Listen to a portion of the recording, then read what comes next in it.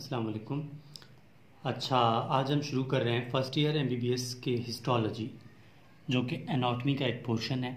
ठीक है, एनाटॉमी में आप पढ़ते हैं ना, gross anatomy, general anatomy, histology and embryology. तो हम स्टार्ट कर रहे हैं क्या, हिस्टोलॉजी। हिस्टोलॉजी कहते किसको हैं? ठीक है, हिस्टोलॉजी की अगर डेफिनेशन का है तो हम कहेंगे कि स्टडी ऑफ टिश्यूज़। ठीक है, study of tissue is called histology. ठीक है, यानी कि जो पता है ना, सेल मिलके क्या बनाते हैं, टिश्यू बनाते हैं, और उसी टिश्यूज़ की स्टडी को क्या बोलते हैं, हिस्टोलॉजी।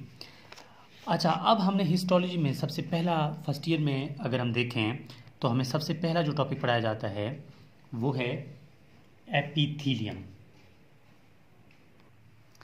तो अब हम मतलब एपिथीलियम को पढ़ते हैं। सबसे पहला टॉपिक हमें एमबीबीएस फर्स्ट ईयर हिस्टोलॉजी में यही पढ़ाया जाता है कि एपिथीलियम क्या होता है। ठीक है, एपिथीलियम। देखिए, हिस्टोलॉजी में हम लोग किस तरह पढ़ते हैं, इसको एक बात ये भी याद रखें। हिस्टोलॉजी में हम लोग टिश्यूज़ के बारे में पढ़ते हैं कि ये टिश्यू किस तरह बॉडी में मौजूद है, किस शेप का है, किस मतलब कौन कौन से ऑर्गन में प्रेजेंट है, माइक्रोस्कोप में हमें किस तरह नज़र आता है, आइडेंटिफिकेशन पॉइंट्स क्या हैं, और इसकी हिस्टोलॉजिकल डायग्राम क्या है।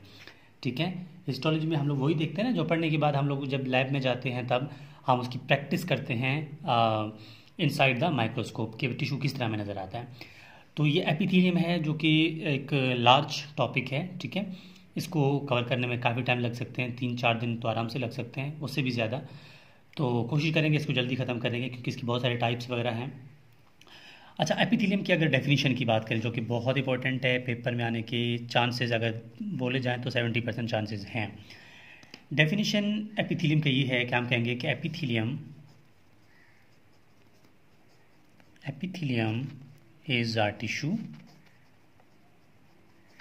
ठीक है, that lines the outer surface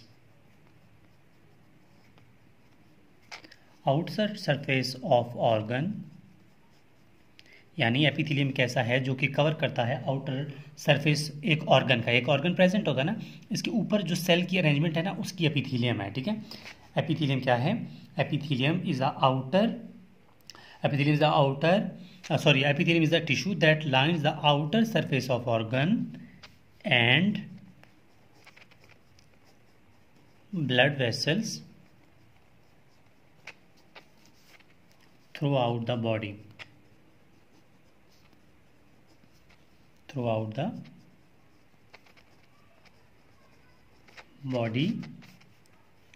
as well as the inner surface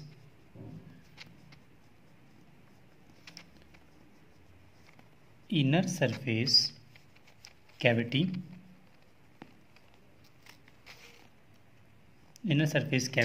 in many internal organ।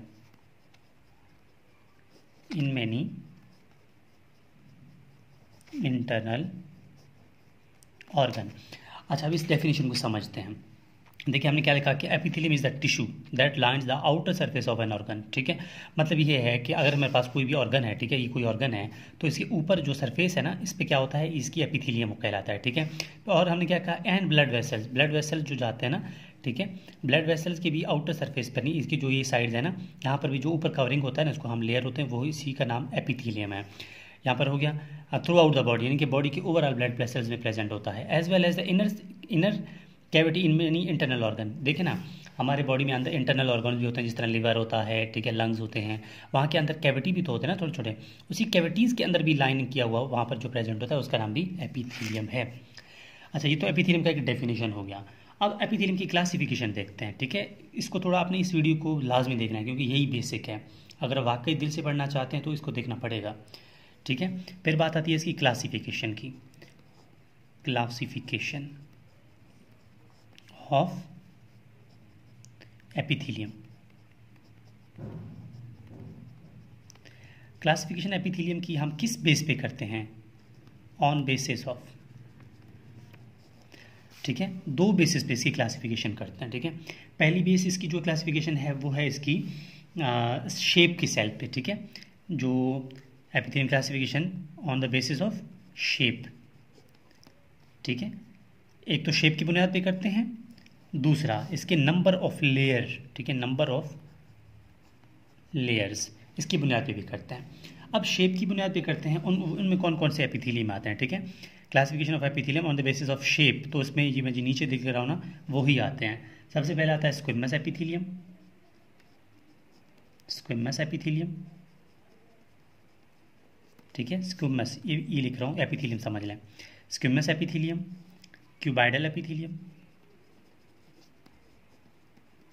Simple squamous epithelium, cuboidal epithelium, columnar epithelium यानी कॉलमनर, जो कॉलम शेप होते हैं, ठीक है। और चौथा आता है ट्रांजिशनल एपिथेलियम, ट्रांजिशनल एपिथेलियम। ये होते हैं classification of epithelium on the basis of shape, shape की बुनियाद पे, ठीक है।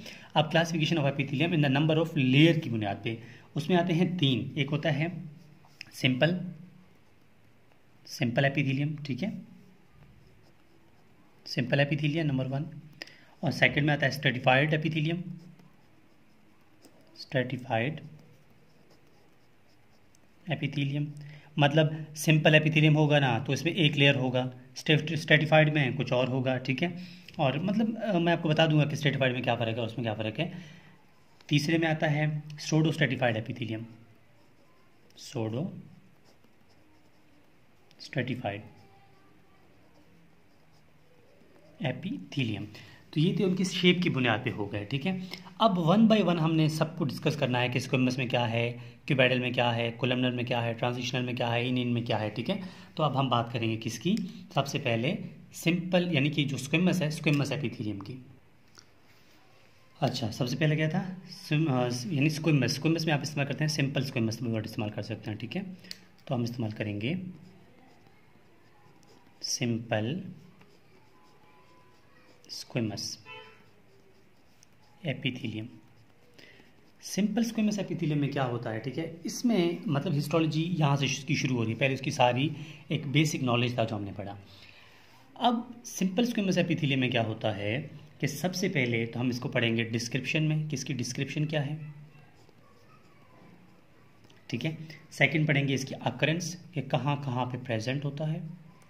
थर्ड पढ़ेंगे पॉइंट्स ऑफ आइडेंटिफिकेशन। चौथा पढ़ेंगे इसका डायग्राम। सबसे पहले डिस्क्रिप्शन।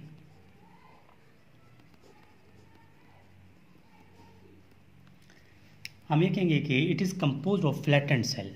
इसमें क्या क्या होता है, कंपोज्ड ऑफ फ्लैटेंड सेल्स, यानी जो सिंपल स्क्विमस एपिथेलियम है इसमें क्या होता है, ये प्रेजेंट होता है फ्लैटेंड सेल, यानी कि जो सेल्स होते हैं वो फ्लैटेंड होते हैं। फ्लैटेंड होने के बाद इरेगुलर भी होते हैं, ठीक है। फ्लैटेंड एंड इरेगुलर सेल्स होते हैं, ठीक हो गया। सेकंड हम ये कहेंगे कि it appears in single layer, ये सिंगल लेयर में प्रेजेंट होते हैं, ठीक है।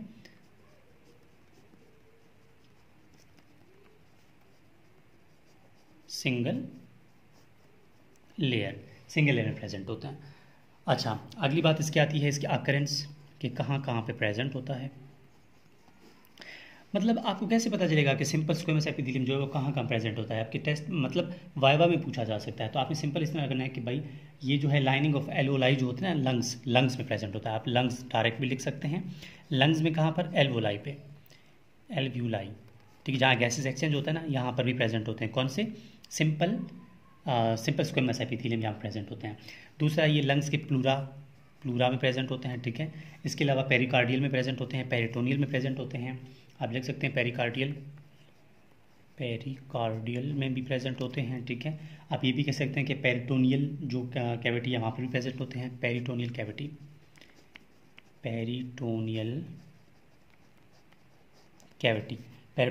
भी प्रेजेंट हो सकते होते हैं, ठीक है। चौथा आप ये भी कह सकते हैं डायरेक्ट, जो कि मेन और बहुत ऑथेंटिक टॉप मतलब पॉइंट है कि ये किडनी में प्रेजेंट होते हैं, ठीक है।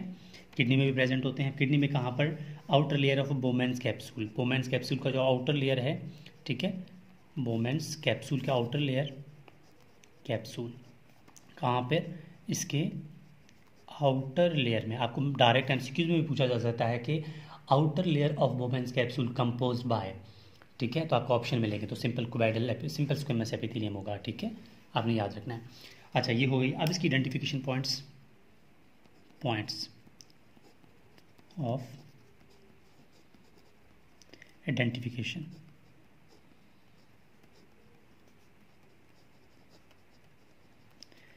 Points of identification. अच्छा, पॉइंट्स ऑफ आइडेंटिफिकेशन में इसका सबसे पहला जो आता है, हम कहेंगे कि देखिए ना, एक तो इसके दो व्यूज़ होते हैं, एक सरफेस व्यू होता है स्फेयर, ठीक है, दूसरा इसका लेटरल व्यू होता है। तो हम कहेंगे कि इन सरफेस व्यू, ठीक है, जो ये अपेयर होता है वो पोलीगोनल्स होता है, ठीक है। सरफेस व्यू पे क्या होता है, सरफेस व्यू पे हमें किस तरह नजर आता है, पोलीगोनल। पोलीगोनल मतलब जो सेल्स होते हैं वो पोलीगोनल शेप में आ जाते हैं, ठीक है। दूसरा, आप लेटरल व्यू में अगर बात करें तो लेटरल व्यू में हमें जो नज़र आता है वो स्पिंडल शेप होता है ये, ठीक है। लेटरल व्यू में हमें क्या होता है, जो है ये स्पिंडल शेप हो जाता है।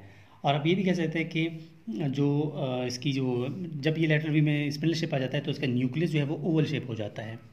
न्यूक्लियस जो है वो ओवल शेप हो जाता है, ठीक है। अब ये कंप्लीट हो गया। अब इसकी बात आती है लास्ट में इसका हिस्टोलॉजिकल डायग्राम, ठीक है, जो कि बहुत इंपॉर्टेंट है। हिस्टोलॉजिकल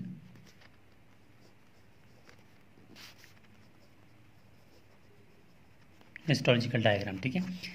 हिस्टोलॉजिकल डायग्राम वही बातें जो हमने पीछे लिखी हैं, ठीक है। हमने कहा इसके दो मतलब ये कौन सा है, सिंपल स्क्वेमस, तो हमने सिंपल स्क्वेमस सेल्स बना देना है, ठीक है। अब किस तरह होता है वो देखते हैं। अब सबसे पहले तो ये होगा कि हम एक स्फेरिकल शेप बनाएंगे, ठीक है। स्फेरिकल शेप हो गया।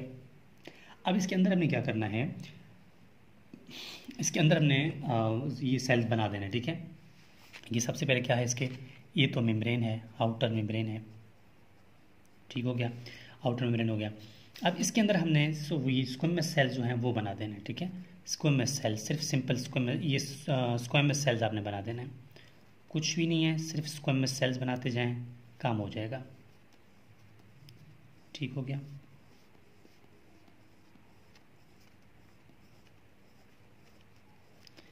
हाँ, ये काफ़ी टाइम लगेगा, लेकिन आपने पूरी तरह इसको भर देना है, ठीक है। मैं तो सिर्फ आपको समझा रहा हूँ ना, ताकि अब बाकी तो आप खुद बना लेंगे। हाँ, ये इस तरह बनाते जाएंगे, ठीक है। इनको बाद में मिला लें बेशक। ये आपने बिल्कुल टाइम लगेगा, आपने इनको इस तरह भरना है, ये पूरा इस तरह भरना है, ठीक है, जो मैं इस तरह बना रहा हूँ। इसको बाद में इस तरह एक साथ मिला देना है, ठीक हो गया। इस तरह उसको मैं सेल बना देना, ये पूरा आपने ये खाली नहीं छोड़ना, पूरा भरना है, ठीक है। तो लास्ट में अंदर इसके क्या करना है, सबके अंदर न्यूक्लियस बना देना है, ठीक है। सबके अंदर क्या करना है, न्यूक्लियस जो है वो इसका बना देना है। इनके न्यूक्लियस बना दिए आपने, ये इस तरह सबको भरना है, ठीक है। अगर मैं इसको बना भी दूँ, खैर है, क्या याद रखेंगे, ये इस तरह, ठीक है। मतलब इस तरह ओवरऑल आपने, हिस्टोलॉजी है इसी तरह, जो कह रहे हैं ना उसी के मुताबिक डायग्राम बनाते जाएं, सिंपल। चलो बन गई है, ठीक है। मैंने जल्दी बना लिया, आपने फिर उसी तरह उसके में सेल्स बना देना, ठीक है। सबके अंदर आपने न्यूक्लियस जो है वो शो करना है। मिसाल के तौर पर हमने न्यूक्लियस यहाँ सबके अंदर शो कर दी, ठीक है। तो ये आपका बन गया ये एक सिंपल स्क्वेमस। तो आपने इसको बता देना है कि भाई ये जो है वो सेल्स हैं। आप इसके अंदर जो न्यूक्लियस है इनको एज अ न्यूक्लियस लेबल कर लें, बस इतनी सी बात है। ये तो इसका हो गया स्फेरिकल व्यू। अब लेटरल व्यू की बात करें, ठीक है। लेटरल व्यू की बात करें तो लेटरल व्यू में कुछ भी नहीं है, सिर्फ इतना है कि आपने एक लाइन बना देनी है इस तरह, ठीक है। लाइन बना दी है। अब आपने सिर्फ और सिर्फ इसके अंदर जो उसके में सेल्स हैं वो बना देने हैं, ठीक है। हाँ, ये आपने सेल्स बना दी है। उसके बाद आपने इसको, ये जो लाइनिंग बनाई थी इसको बना दें as a basement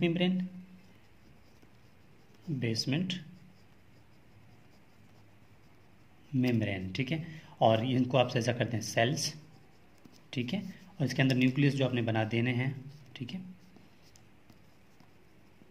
sorry, Oval shape nucleus होंगे, हमने पीछे पीछे कहा था ना कि लैटरल में ओवल शेप न्यूक्लियस होंगे, ठीक है। देखो ना, एक होता है स्फेरिकल और एक जो अंडे नुमा होता है ना, उसको बोलते हैं ओवल शेप। तो आपने इसको ओवल शेप बना देना, ठीक है, न्यूक्लियस को।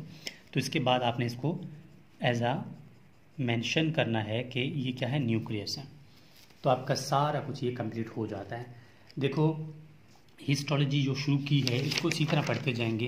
ये बिल्कुल आपको एक स्केच बता दिया कि किस तरह करनी है, बाकी हमने पहला पढ़ लिया सिंपल स्क्वेमस एपिथेलियम। इसी तरह मज़ीद आगे काम करते जाएंगे। सेकंड क्या है, क्यूबाइडल है, फिर आउट कोलमनर है, फिर ट्रांजिशनल है, फिर इस पे जाएंगे। मतलब ये है कि आपने ओवरऑल इस पे इस तरह काम करना है कि जो ये जो पेज है ना, आप बेशक इसकी एक पिक्चर ले लें, ठीक है, ताकि आपके लिए आसानी रहे। ताकि आपके आसान रहेगा तो आप इस पर काम करेंगे ना। तो मैं कैमरे को उठा देता हूँ ताकि आपकी पिक्चर के लिए आसान हो जाए। अगर किसी ने कोई शॉट लेना है तो ले सकता है, ठीक है, ताकि आपके लिए आसानी बन जाए। तो यहाँ पर कुल मिला के बात ये हुई कि फर्स्ट ईयर MBBS की हिस्टोलॉजी जो है वो इसी बेस पे आपने पढ़नी है। Thank you.